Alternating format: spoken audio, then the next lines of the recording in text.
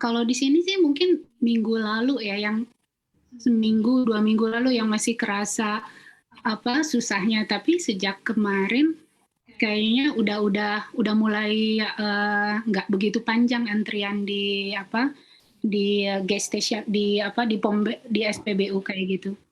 Oke, baik. Dari Mas Sandar sendiri seperti apa, Mas? Anda merasakan kondisinya begitu ya? Karena dari sini informasinya juga tampaknya ada sedikit kekacauan. Antrian juga terlihat di SPBU di Prancis. Kemudian juga dari informasi yang kami dapatkan juga sekitar 28% begitu ya. Ada gangguan juga di SPBU yang ada di negara Prancis begitu. Seperti apa Anda merasakan kondisinya saat ini, Mas Andar? Ya, memang kondisinya tampaknya bagi warga Prancis dan bagi kami yang tinggal di Prancis ini semakin membuat khawatir ya, kelangkaan energi, selain juga meningkatnya ketidakmampuan kita untuk daya beli ya, kita semakin menurun daya beli kita, itu membuat kita khawatir akan nasib kita ke depan, apakah terutama 2002-2003 itu kita akan mendapatkan kemudahan hidup apakah tidak.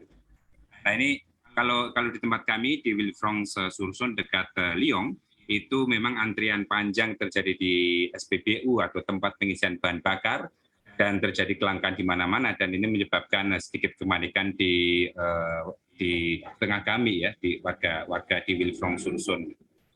Oke, baik. Kalau untuk kenaikan harga sendiri mungkin kita bisa bandingkan juga begitu dengan kondisi sebelum harga energi ini juga merangkak naik begitu.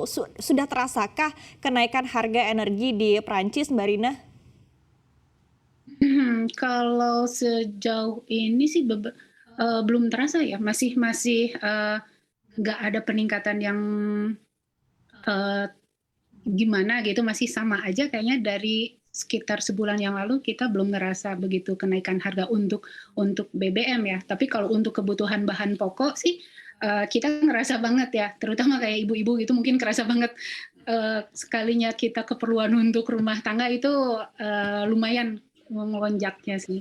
Oke, kira-kira untuk lonjakannya sendiri begitu yang Anda rasakan, apakah sampai begitu? Karena kalau kita lihat angka inflasinya di Prancis sendiri pada bulan September 2022 ini sekitar 5% begitu. Tapi pada realnya Anda sendiri, Mbak Rina, merasakan untuk membengkaknya begitu ya pengeluaran sehari-hari itu kira-kira berapa persen? Berapa? Kisaran saja begitu Mbak, sebagai gambaran saja.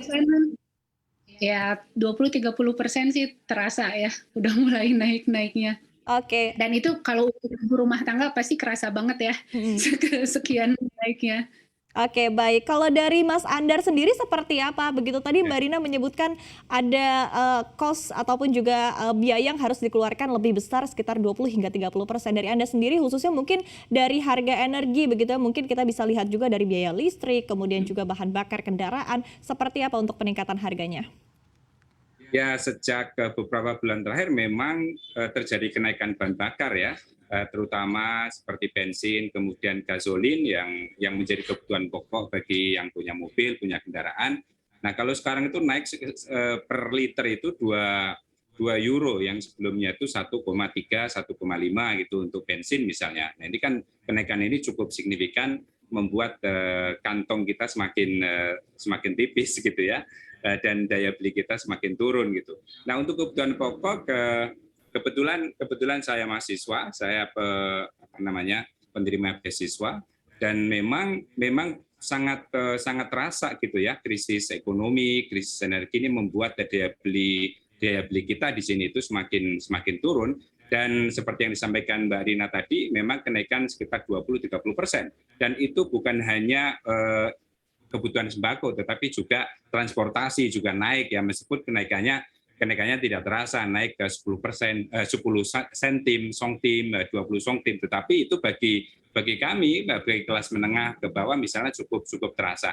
Nah, untungnya seiring dengan krisis energi dan krisis ekonomi, ada subsidi dari pemerintah. Bagi kalangan menengah ke bawah, misalnya ada bantuan, seperti kami misalnya mahasiswa itu ada bantuan dari pemerintah per bulan 100, kemudian untuk bantuan sosial sendiri itu 150 euro per bulan. Nah, ini saya kira ada semacam tanggung jawab dari pemerintah menghadapi krisis energi dan krisis ekonomi yang terjadi di Prancis. Nah, ini yang saya kira menarik gitu.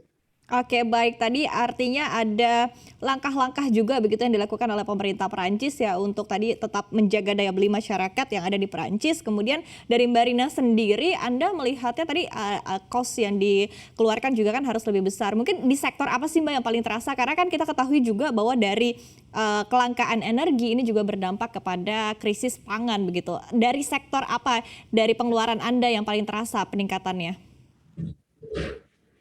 Kebutuhan pokok sehari-hari ya. Kalau saya sih ngerasanya itu. Jadi untuk bahan makanan, ya kebutuhan pokok sehari-hari lah. Untuk rumah tangga itu yang terasa sekali.